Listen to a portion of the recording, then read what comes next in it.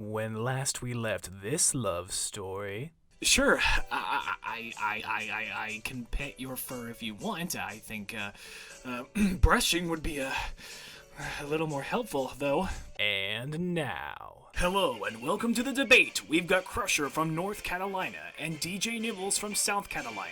It's like the Battle of the Carolinas. Watch out. We might see the fur fly tonight. I'm your moderator, Rock Patriot, the reporter who rocks hard. And we're coming to you live from an elementary school classroom. It was the largest place we could find at such late notice.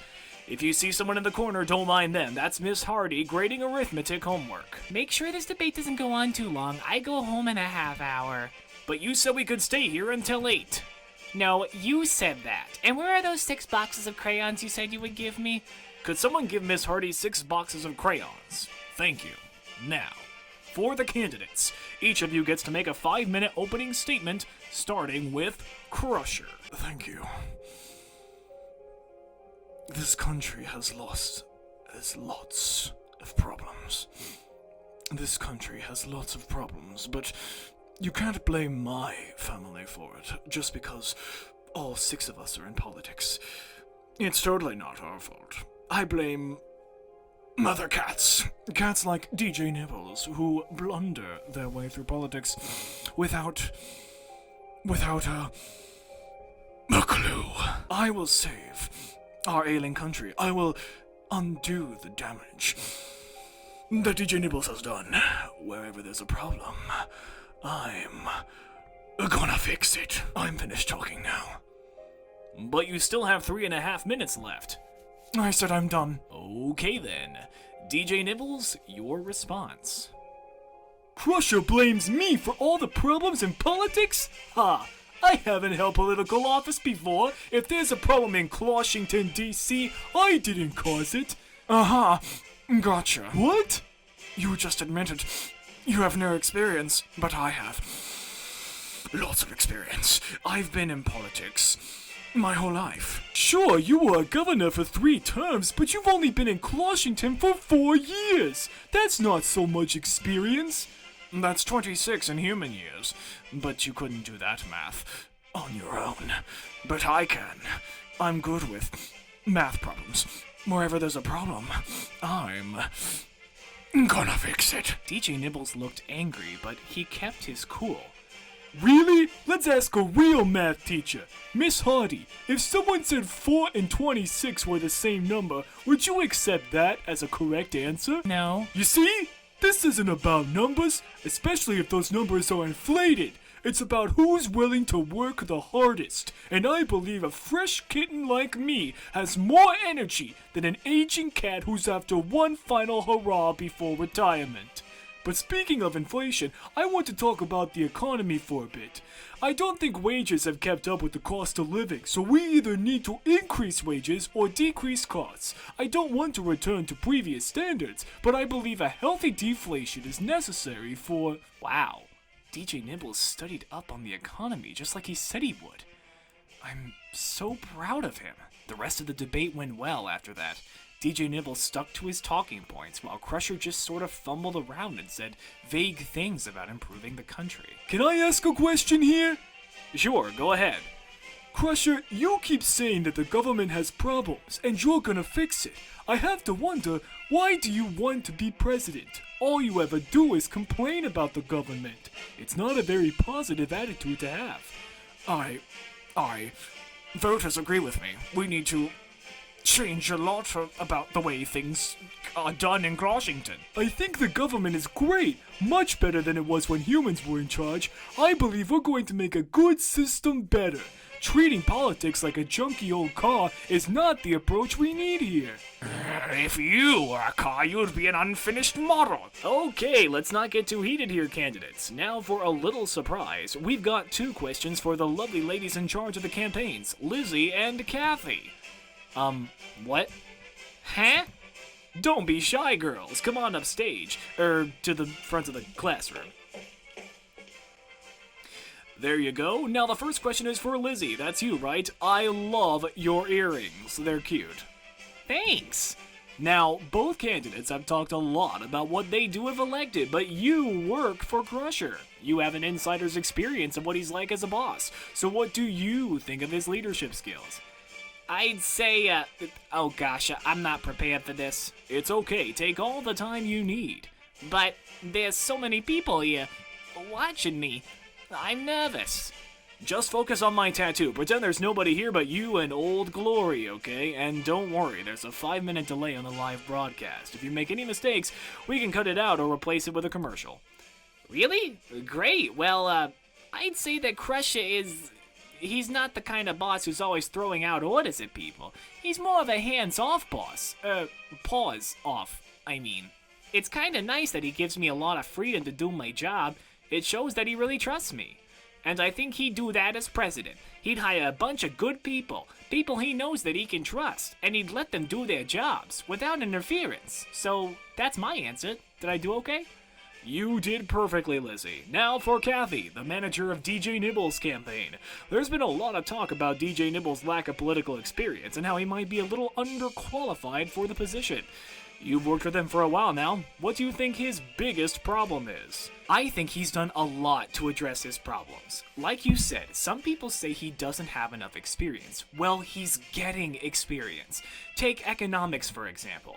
A few days ago, he openly admitted that he didn't know that much about economics. Since then, he's put in the effort to study the topic. Tonight, he did a great job talking about the economy. In fact, I only noticed one tiny mistake. A mistake? What's that? Sorry, DJ Nibbles. String theory doesn't involve actual string. Right. I know that. Just a little science joke. I was only kidding around. Well, thank you, ladies. Let's give them a round of applause, shall we?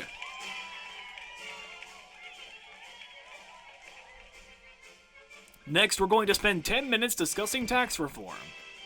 No, you won't. I'm finished here, and I need you out of here before I can leave, so wrap it up. Change of plans, everyone. Both candidates get to make a final statement. Quickly now. Crusher, you go first. Wherever there's a problem, I'm